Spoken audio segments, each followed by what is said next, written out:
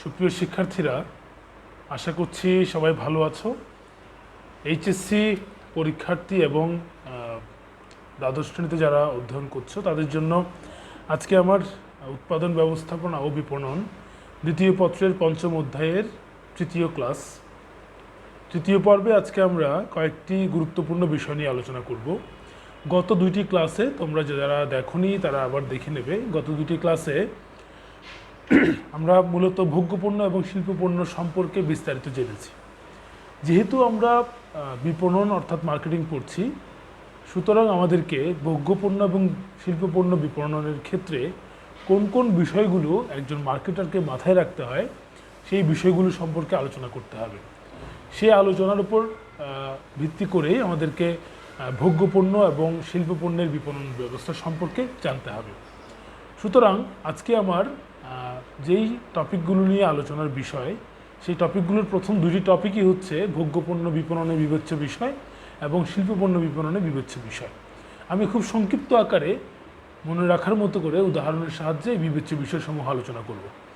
এই দুটি টপিকের পরেই তৃতীয় যে টপিক আমরা আলোচনা করব, সেই আলোচনাটি খুবই গুরুত্বপূর্ণ একটি টপিক। বিপণনের ক্ষেত্রে পণ্যকে বিস্তারিত জানতে হলে এই টপিকটি খুবই গুরুত্ব সহকারে অধ্যয়ন করতে হয় এবং জানতে হয়, সেটি হচ্ছে পণ্যের জীবনচক্র। সুতরাং আমরা শুরু করি। আমাদের প্রথম টপিক, ভোগ্যপণ্য বিপণনে আমাদের কোন কোন বিষয়গুলো বিবেচনা করতে হবে। আমাদের যে বই খালেকুজ্জামান এবং আতাউর রহমান এবং মাসুদুজ্জামান লিখিত যে উৎপাদন ব্যবস্থাপনা ও বিপণন দ্বিতীয় পত্র, সেই বইটি আমি অনুসরণ করছি।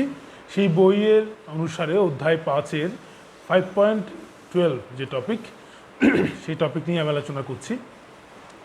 ভোগ্যপণ্যের যে বিবেচ্য বিষয়, সেই বিবেচ্য বিষয়গুলো ক্ষেত্রে আমাদের প্রথমেই মাথায় রাখতে হবে ভোগ্যপণ্যের সংজ্ঞাটা আমাদের মনে করতে হবে। ভোগ্যপণ্যের যে বিবেচ্য বিষয়, সেই ক্ষেত্রে মাথায় রাখতে হবে ভোগ্যপণ্যের উদ্দেশ্য কী। ভোগ্যপণ্যের উদ্দেশ্য হচ্ছে ভোগ করা, চূড়ান্ত ভোক্তার কাছে পৌঁছে দেওয়ার মধ্য দিয়ে চূড়ান্ত ভোগের নিমিত্তে যে পণ্য উৎপাদন করা হয়। অর্থাৎ এই পণ্যটি যদি আমি বিপণন করতে যাই, অর্থাৎ মার্কেটে বাজারে আমি যদি উত্থাপন বা উপস্থাপন করতে চাই, তাহলে আমার প্রথম যে জিনিসটা বিবেচনায় রাখতে হবে সেটি হচ্ছে, আমাদের বইতেও বলা আছে, সেটি হচ্ছে ভৌগোলিক বিস্তৃতি। কারণ আমরা জানি ভোগ্যপণ্যের বাজার পৃথিবীব্যাপী ছড়িয়ে আছে।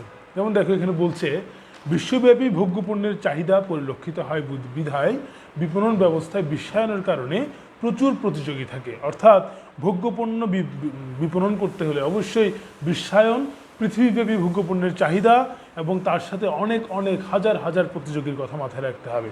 উদাহরণ যদি বলি, যদি আমি সাবানের বিজনেস করি, সাবানের জন্য দেশীয় কোম্পানি যেমন অনেকগুলো আছে, ইন্ডিয়ান কোম্পানি আছে, অর্থাৎ বিদেশি কোম্পানি আছে। শুধু ইন্ডিয়ান নয়, পৃথিবীর প্রত্যেকটি দেশে সাবান উৎপাদন হয় এবং বিশ্বায়নের যুগে প্রত্যেকটি দেশের সাবান প্রত্যেক দেশে পৌঁছানোর সম্ভাবনা আছে। অর্থাৎ আমাকে চাহিদা, প্রতিযোগী এবং তার সাথে সাথে ভোগ্যপণ্যের বিপণনে আমার মাথায় রাখতে হবে বিশ্বায়নের কথাটি। এরপরে যে জিনিসটা মাথায় রাখতে হবে, ক্রেতার সংখ্যা। আমি যেই বাজারে উপস্থাপন করতে যাচ্ছি সেই বাজার অর্থাৎ ক্রেতাদের সমষ্টি, তার পরিমাণ কত, কী পরিমাণ ক্রেতা আমার নির্দিষ্ট এই ভোগ্যপণ্যটি কিনতে চায়। যদি আমি বলি, স্পেসিফিক্যালি যদি বলি, যেমন আমার দেশের যদি আমি ক্রেতা চিন্তা করি, আমি একটা উদাহরণ দিলে তোমরা বুঝতে পারবে। যদি বলি গরুর মাংস, আমি জানি আমার দেশে কাগজে কলমে 18 কোটি, আর ইনফর্মালি অর্থাৎ আমরা জানি যে 20 কোটির উপরে মানুষ বসবাস করে। যদি আমি কাগজে কলমের কথাই যদি ধরি, 18 কোটি মানুষ যদি ধরি, তাহলে যদি আমি গরুর মাংস বিপণন করতে যাই, তাহলে আমাকে 18 কোটি কিন্তু আমার ক্রেতা নয়।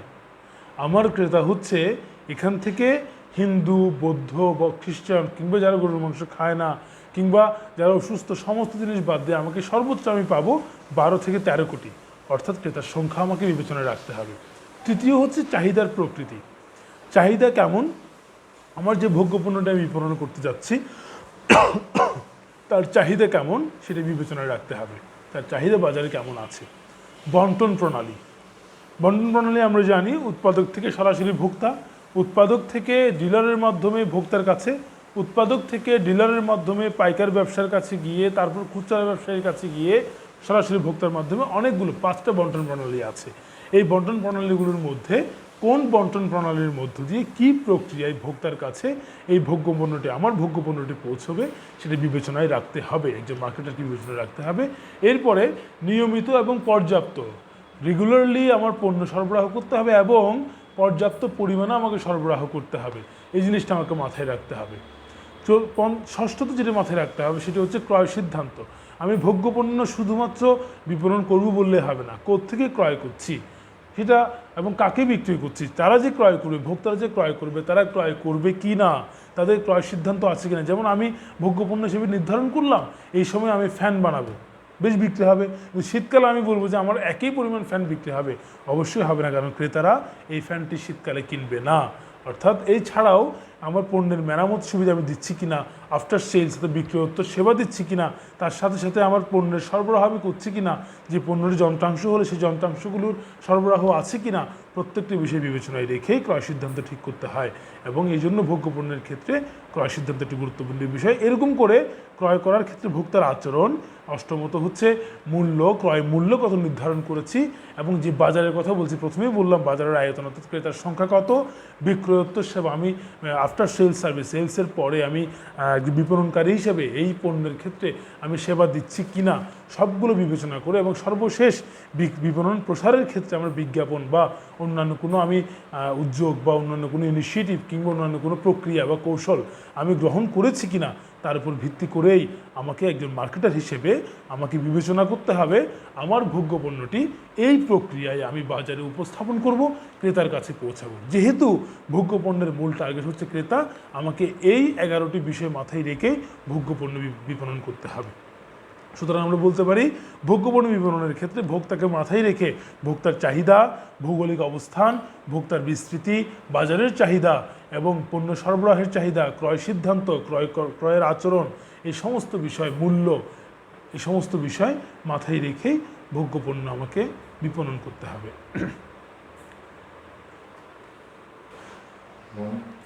এখন আমরা যে টপিকটি আলোচনা করব সেই টপিকটি হচ্ছে শিল্প পণ্য বিপণনে বিবেচ্য বিষয়।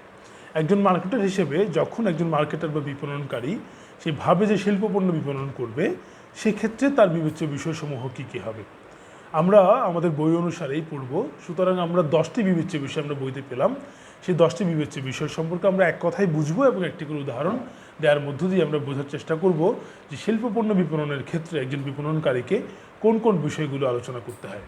নাম্বার 1, যে আমরা বলি ভৌগোলিকভাবে কেন্দ্রীভূত, যে নির্দিষ্ট ভৌগোলিক এলাকার পণ্যের বাজার যদি আমরা বলি যে শিল্প এলাকায় কেন্দ্রীভূত হয়। যেমন আমি যদি বলি যে গার্মেন্ট শিল্প, সিলেট শহরে গার্মেন্ট শিল্পের যে শিল্প পণ্য সেটা মানে বিক্রি করা যাবে না, আমি উৎপাদন করলেও সেখানে বিক্রি করার চিন্তা করতে পারবো না।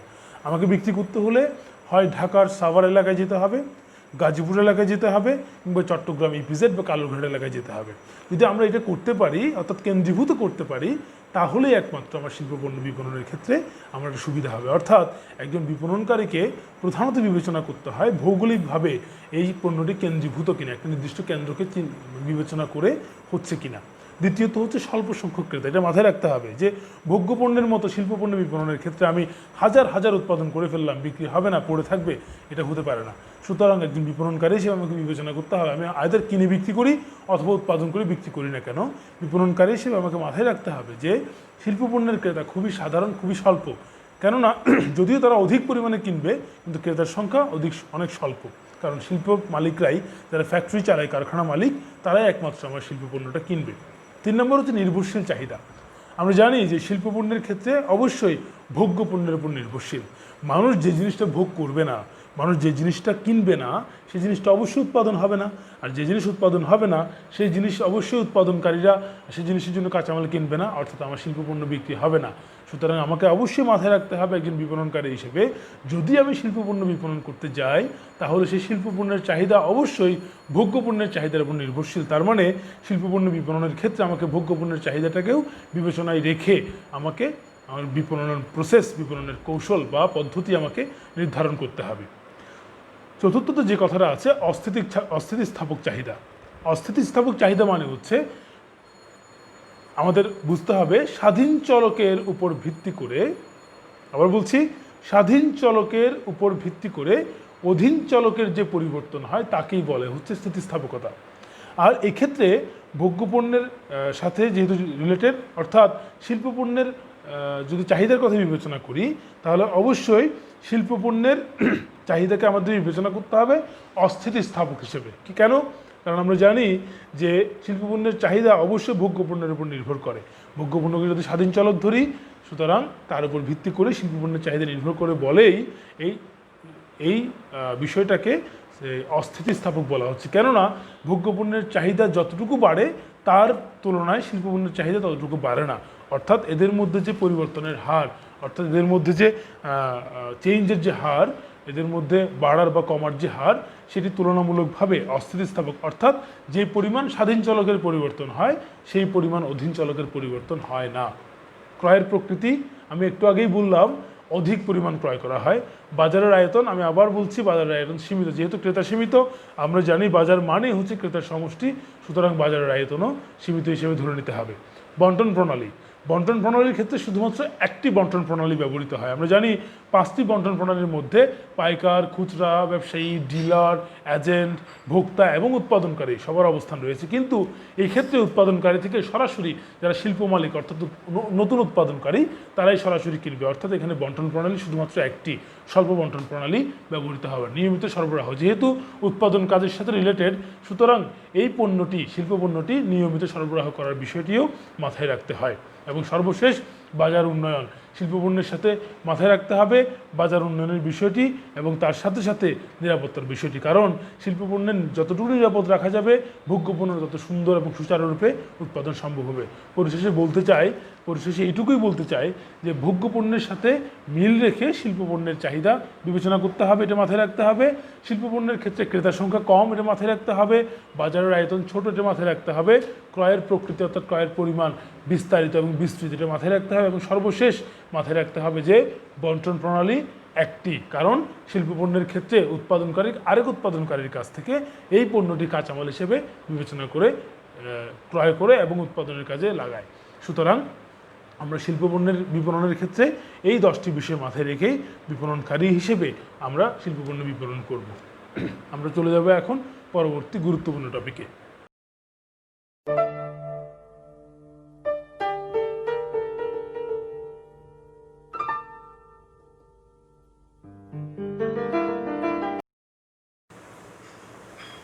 আমরা এখন যে গুরুত্বপূর্ণ বিষয়টি নিয়ে আলোচনা করতে যাচ্ছি সেটি হচ্ছে পণ্যের জীবনচক্র। প্রথমে আমরা পণ্যের জীবনচক্রের ধারণা সম্পর্কে আলোচনা করব।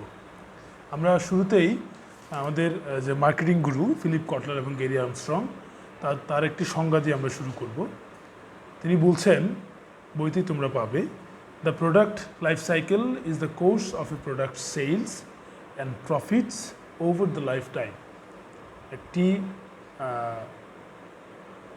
জীবনের শেষ পর্যন্ত, অর্থাৎ একটি শুরু থেকে শেষ পর্যন্ত একটি পণ্যের মুনাফা বিক্রয়ের উপর ভিত্তি করে পণ্যের টোটাল জীবনটাকে আলোচনা করে প্রোডাক্ট লাইফ সাইকেল, অর্থাৎ পণ্যের জীবনচক্র।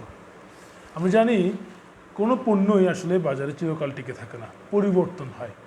তো বলতে পারো, স্যার লাক্স সাবান তো অনেকদিন ধরে দেখছি, কিন্তু আগের সে লাক্স সাবান এখনও লাক্স সাবান আলাদা পণ্য, পার্থক্য আছে। অর্থাৎ একটা নির্দিষ্ট পণ্য একটা নির্দিষ্ট সময় পর্যন্ত টিকে থেকে মুনাফা করে আবার নিঃশেষিত হয়, নতুন পণ্য হিসেবে হয়তো বাজারে আসে, বাট আগের পণ্যটি থাকে না। এই যে শুরু থেকে শেষ পর্যন্ত, পণ্যের প্রবর্তন থেকে বিদায় গ্রহণ পর্যন্ত যে সময়কাল, এই সময়কালকে বলা হচ্ছে একটা চক্রের মাধ্যমে আবর্তিত হয় বলে একে বলা হচ্ছে পণ্যের জীবনচক্র। স্ক্রিনে আমি পণ্যের জীবনচক্রের ছবিটি তোমাদেরকে দিয়েছি যাতে তোমরা বুঝতে পারো। পণ্যের জীবনচক্রের ছবির সাথে মিলিয়ে আমরা পণ্যের জীবনচক্রের যে যতটি যে 5টি স্তর আছে, সেই 5টি স্তর বিস্তারিত বোঝার চেষ্টা করব। আমরা স্ক্রিনে দেখতে পাচ্ছি যে পণ্যের জীবনচক্রের যে 5টি ধাপ, সেই 5টি ধাপের প্রথম ধাপ হচ্ছে পণ্যের উন্নয়ন স্তর। একটি পণ্যকে যখন আমি বাজারে আনতে চাইব, আমি তার সাথে সাথে একটু বলে রাখি, আমি কথাগুলোর সাথে সাথে একটা এক্সাম্পল দেবো যাতে তোমরা বুঝতে পারো। আমি যদি একজন বিপণনকারী বা উৎপাদনকারী হই, যদি আমি একটি পণ্য বাজারে আনতে চাই, তাহলে আমাকে প্রথম যে মাথায় রাখতে হয় সেই পণ্যটিকে উন্নয়ন করতে হবে। অর্থাৎ সেই পণ্যটি কেমন হবে, সেই পণ্যের ধরন কেমন হবে, দেখতে কেমন হবে, সেই পণ্যের বৈশিষ্ট্য কী হবে, সেই পণ্য ব্যবহারের প্রক্রিয়া কী হবে, সেই পণ্যের প্যাকেজিং কেমন হবে, সমস্ত বিষয় নিয়ে ভেবে পণ্য আমি উন্নয়ন করলাম, অর্থাৎ পণ্যের ধারণাটাকে আমি ক্লিয়ার করলাম। এই পণ্যের উন্নয়ন স্তরে যেই খরচগুলো হয় সেই খরচগুলো আসলে উৎপাদনকারী বা বিপণনকারীর ক্ষতি হিসেবে বিবেচিত হয়। এই কারণে তোমরা চিত্র দেখো যে পণ্যের উন্নয়ন স্তরে পণ্যের জীবনচক্রের যে রেখাটা, মুনাফা এবং যে ক্ষতি রেখাটা, দুটি রেখা আছে, একটি মুনাফা এবং ক্ষতি রেখা নিচের দিকে, আরেকটি রেখা বিক্রয় রেখা। অর্থাৎ প্রথম ধাপে যে প্রথম লাইনটি দেখতে পাচ্ছি আমরা, সেই প্রথম লাইনে দেখো, অর্থাৎ পণ্যের উন্নয়ন স্তরে এসে এখনও পর্যন্ত পণ্য বিক্রয় শুরু হয়নি, এই জন্য বিক্রয় রেখা শুরুই হয়নি উপরের দিকে। কিন্তু যেহেতু মুনাফা এবং ক্ষতি রেখার ক্ষেত্রে খরচ করা শুরু হয়ে গেছে বলে নিচের দিকে লাইনটা গেছে, অর্থাৎ ক্ষতির লাইন নিচের দিকে গেছে, অর্থাৎ এই পণ্যের ক্ষেত্রে এখনও পর্যন্ত ক্ষতির দিকে আছে। দ্বিতীয় যে স্তরটি, সেই স্তরটি হচ্ছে সূচনা স্তর।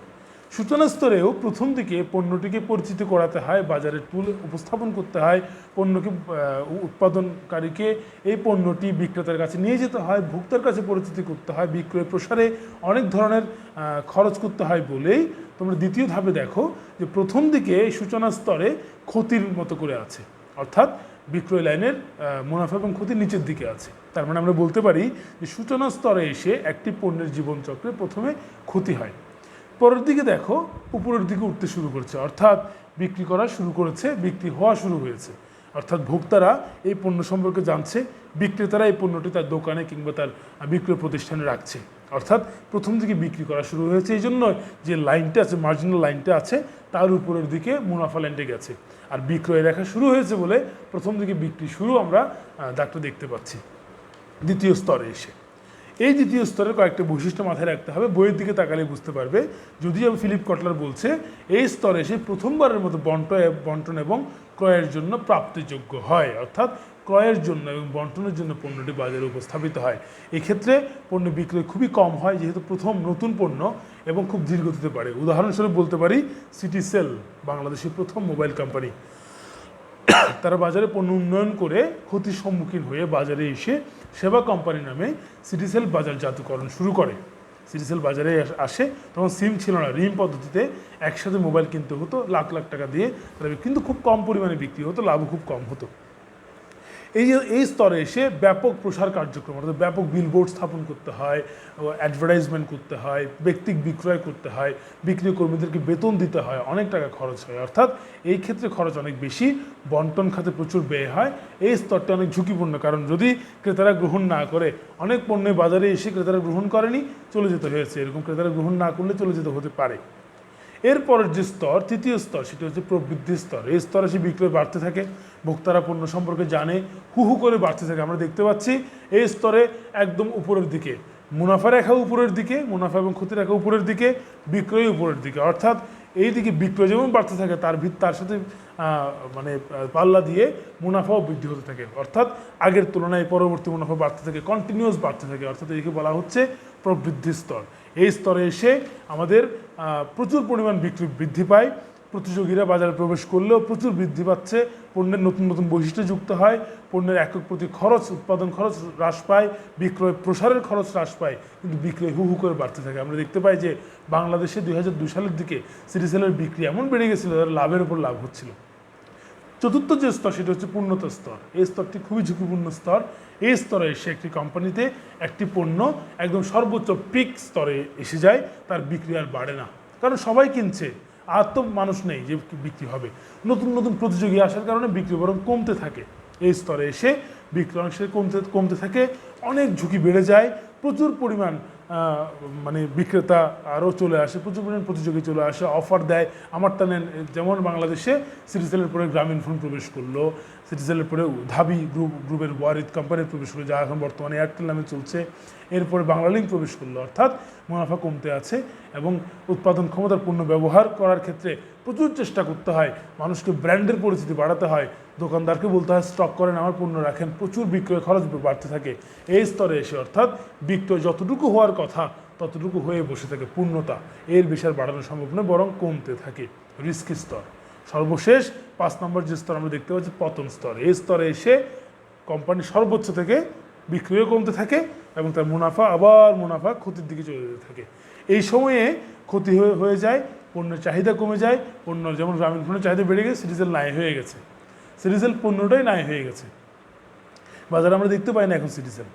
অর্থাৎ এই স্তরে এসে বিপণনকারীকে ভাবতে হয় নতুন করে, নতুন আঙ্গিকে নতুন পণ্য যদি আমি উৎপাদন করতে না পারি তাহলে আমার পক্ষে এই বিক্রি করা সম্ভব নয়, কারণ এই পণ্য আর বাজারে টিকবে না। এরকম ঠিক একইভাবে আমরা যদি স্মার্টফোনের উদাহরণ দিই, নানান স্মার্টফোন বাজারে আসছে যাচ্ছে, অনেক স্মার্টফোন, নোকিয়া স্মার্টফোন হারিয়ে গেছে, আবার নোকিয়া মাইক্রোসফটকে বিক্রি করে দিয়েছিল, আবার মাইক্রোসফট থেকে নোকিয়া ফিরিয়ে এনেছে, অনেক কাহিনী হয়েছে। অর্থাৎ নতুনভাবে পণ্যগুলো বাজারে এসছে। অর্থাৎ এই 5টি ধাপের মধ্য দিয়ে একটি পণ্যের জীবনচক্র সংঘটিত হয় এবং এই 5টি ধাপ অতিক্রম করার পরেই নতুন পণ্য বাজারে আসে, ভোক্তারা নতুন পণ্য বাজারে পায়। আজকের আলোচনা আমাদের এই পর্যন্ত। এই 3টি টপিক নিজেরা ভালো করে অধ্যয়ন করবে, বইয়ের সহযোগিতা নেবে, এই প্রত্যাশা ব্যক্ত করে সবাইকে চ্যানেল সাবস্ক্রাইব করার অনুরোধ করে শেষ করছি। ধন্যবাদ।